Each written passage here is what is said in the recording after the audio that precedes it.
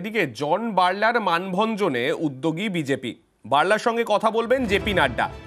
আগেই বার্লার সঙ্গে কথা বলেছিলেন রাজ্য নেতৃত্বের নেতারা। টিকিট না পেয়ে ক্ষুব্ধ জন বার্লা। বার্লার জায়গায় প্রার্থী মনোজ টিগ্গা। মনোজকে প্রার্থীপদ প্রত্যাহারের হুঁশিয়ারি জন বার্লার।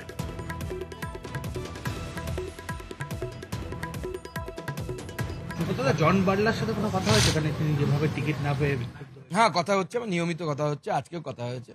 আমাদের সর্বভারতীয় সভাপতির সাথেও ওনার কথা হবে আগামী দিনে। অসুবিধা নেই, সমস্যা আমরা সমাধান করবো। প্রার্থীপদ প্রত্যাহার করতে বলছেন? আমরা কথা বলছি ওনার সাথে।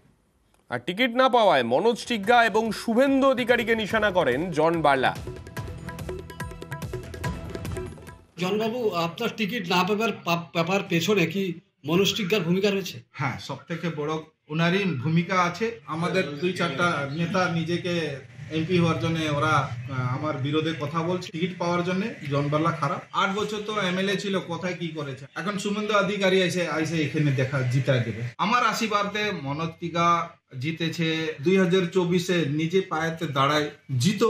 2026-এ আছে, তোমরা নিজে পায়েতে দাঁড়ায় জিতো। কেউ বিজেপি ছিল না, টিএমসি ছিল না। সে সময় আমি 208টা পঞ্চায়েত মেম্বার আমার লিডারশিপে জিতেছি। বিজেপি একটা ঝান্ডা লাগাইতে পারে না। আর জন বার্লা 2014 থেকে আসার পরে সব বাগানে বাগানে ঝান্ডা লাগছে।